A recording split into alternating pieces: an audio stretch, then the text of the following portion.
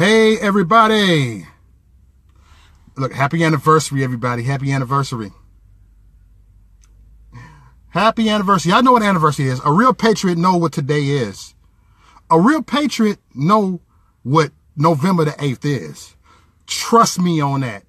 If you don't know what November the 8th is, you ain't paid attention then. You don't know jack. November the 8th. Not November the 4th.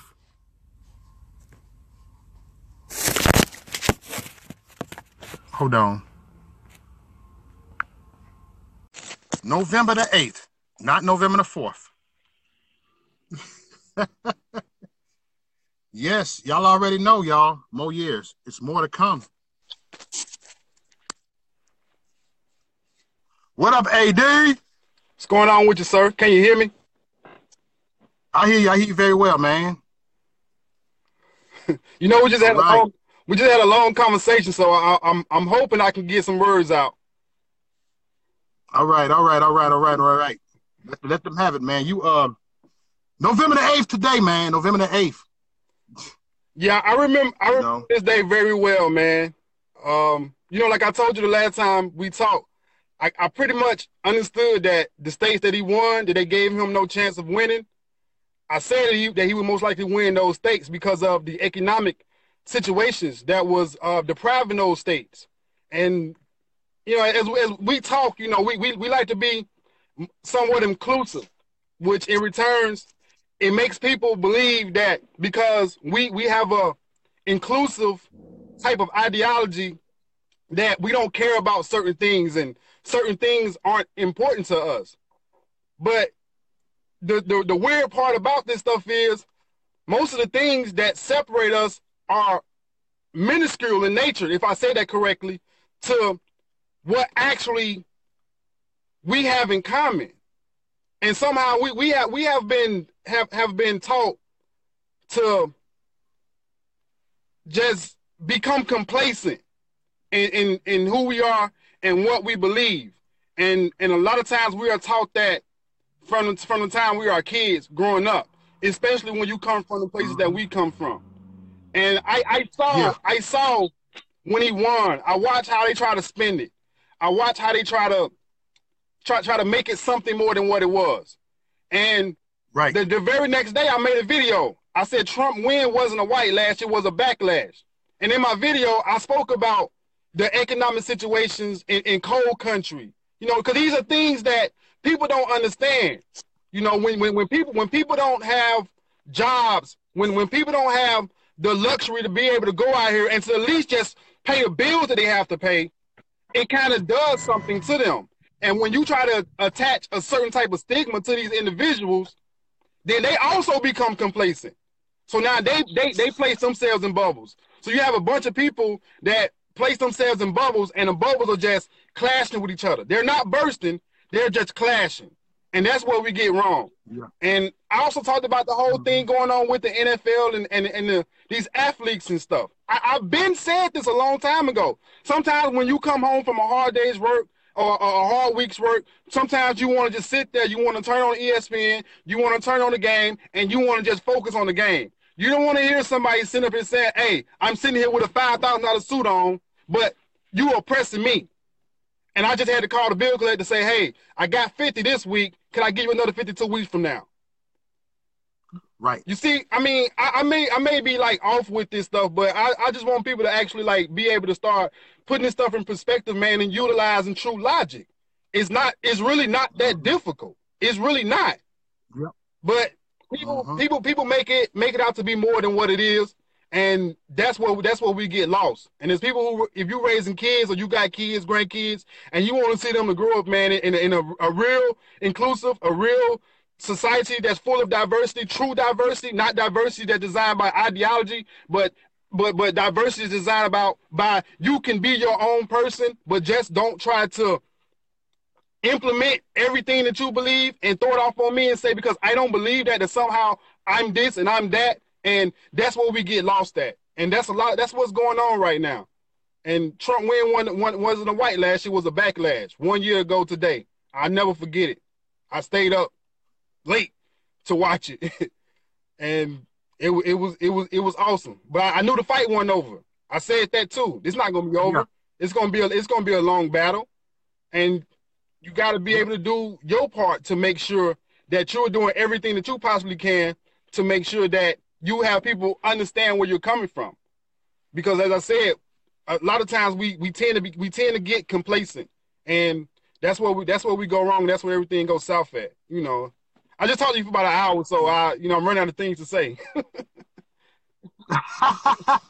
It's all good, man. It's all good, man. Man, I'm excited though. I'm excited, man. Despite what's going on, man. Despite what's been going on, I'm excited, man. I'm still excited that we have won. We got the victory, no matter what. Despite everything that happened, we got the victory. But we got to be mindful because these people know that they lost, so they ready to come at us, man. You know, it's like sore losers. You know how sore losers, they get mad. It's like you be in a ball game, you keep on shooting at, you know what I'm saying? You keep busting their tail, shooting their jumpers on them, and they get mad and want to just put a cheap shot on you. They ready to put a cheap shot on us. The left. A lot of people, they ready to give us a cheap shot, man. And that's they that mad. That's what Virginia was. Like I saw Virginia coming, and I feel like Virginia was gonna happen because look at Charlottesville. That stuff wasn't a coincidence that they made all the hay about statues and everything else in Virginia. That was designed. Yeah. That was designed to place people into bubbles and say, hey, if you're not over here with us, then you're over there with them. And once again, it wasn't about the people. What happened in Virginia last night was not about what the people need and what the people want. It was about these bullcrappy ideologies and how, you know what I'm saying, like I say, if you don't think like us, if you don't, oh, my fault. I'm sorry, my phone fell. Let me put this back up.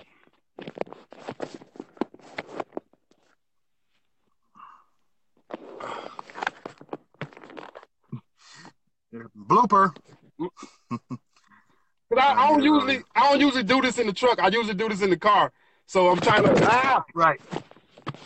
I'm just gonna hold it like this. I'm sorry, you guys.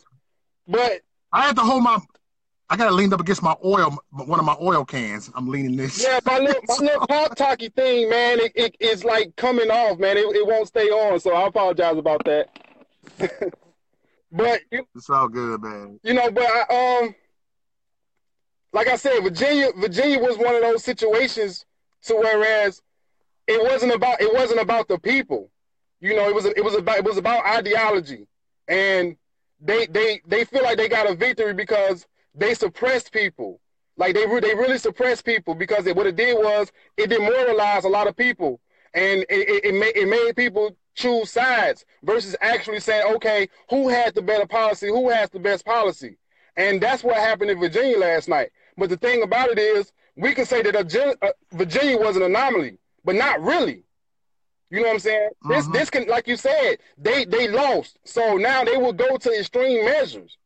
But what can we do to counteract that? We have to be a little bit more vigilant from an intellectual side, from an intellectual standpoint. Not just go out here and try to match the intensity of the bigotry or the ignorance, you know what I'm saying, or the vile sense of logic that a lot of people come with. You can't go out here, you can't do that. You know what I'm saying? Because when it all boils down, as I said in our conversation earlier, ignorance begets ignorance. That's a fact. That's a fact. Right. Nothing comes after ignorance but more ignorance. You can't get nowhere by being ignorant. And a lot of people need to try to understand that and grasp hold of that concept. Not saying that I'm the guy that you got to listen to, but at the same time, you have to be a little bit more aware of what's actually going on. Because we may be celebrating 1 year victory right now, but at the same time, that doesn't mean that something good is going to come from it. We have to continue to make sure that we stay on Trump's neck. We got to make sure that we stay on these politicians' necks, to make sure that these people start doing something for people that's out here struggling. Because at the end of the day, that's what it's supposed to be about. It should be about making sure that people set forth policies, good quality legislation to make sure that you won't go from being in the middle class or being on the outside again to the middle class. And as soon as you get ready to cross over that threshold to become the middle class, something happens and your job has to fire everybody because politics policies that were set forth by politicians turned out to not be what they were intended to be. And you lose, and you die here with nothing. So now you back in the gutter with everybody else, and now it's like, okay, let me go be ignorant because my life sucks. Because a lot of people don't want to be, they don't want to be sincere about where they at in life. A lot of people tend to be more better off than what they actually are. So a lot of this stuff is to divert from what's actually going on. I refuse to do that. Not as long as I'm raising kids. Amen. Amen. You know, we got to refuse to, you know what I'm saying, to fall into their stuff, man. You know, we got to continue to focus on what we are supposed to be focusing on. We got to continue that. We can't allow ourselves to be distracted. We can allow ourselves, you know, to be distracted. Only we can allow ourselves. We allow ourselves to be distracted. You know what I'm saying? It can make us stumble. It can slow down things that's going on, you know, and that's why we got to have a mindset to not allow ourselves to be distracted. You know, so a lot of that stuff out there is a distraction. It's for a distraction. It really is. Like, it really is. Like, I posted something on my public page last night. You know, the conversation we was having a little earlier, you know, I was saying how Chicago approaching 600 murders. But I also stated how, you know, death now is being used as a tool.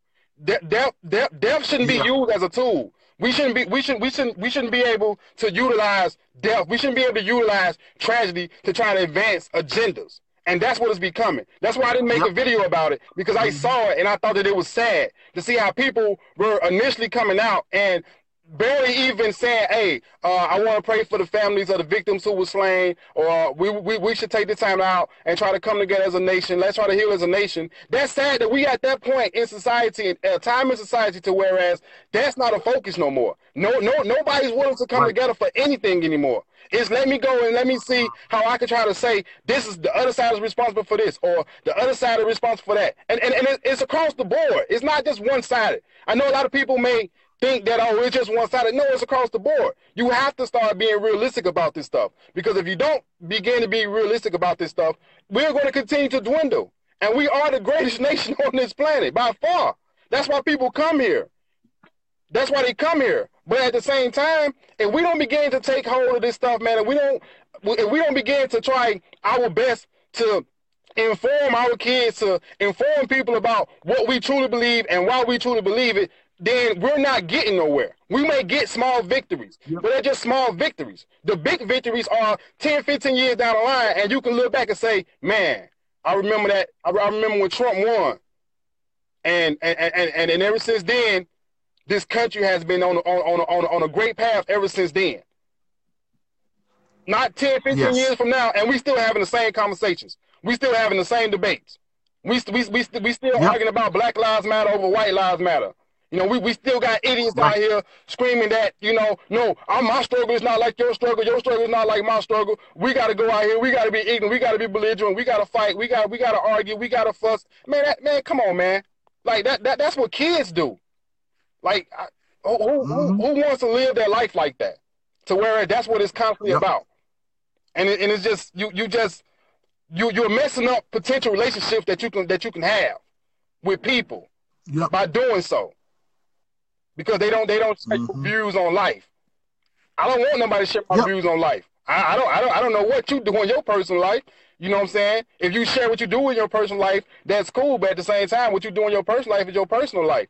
But at the same time, I'm not going to tell you that you should think like me. You should approach a situation like me. You know, you might like Tabasco sauce. You know, I'm a hot sauce type of guy. You know what I'm saying?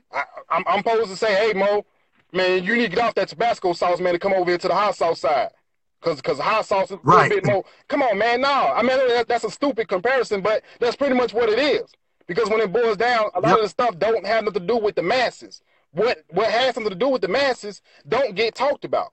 The crime don't get talked about. You know what I'm saying? The opiate epidemic don't get talked about. Why? Because the opportunities and the agenda setters already have people lost. They already have people out here sitting here, multi-front battles, battling this, battling that, to keep them confused and to keep them blinded to what's actually going on as they continue to prosper, as they continue to gain status in society, and the people continue to get held back. And then once the people say, well, why I'm getting held back? Oh, it's because of that white man over there. Oh, it's because of them black folks over there. Woo! This stuff ain't rocket science, man. Right. It ain't.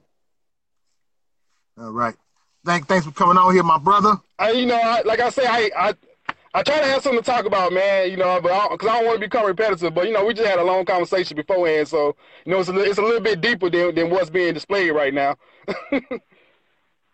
It is. It is.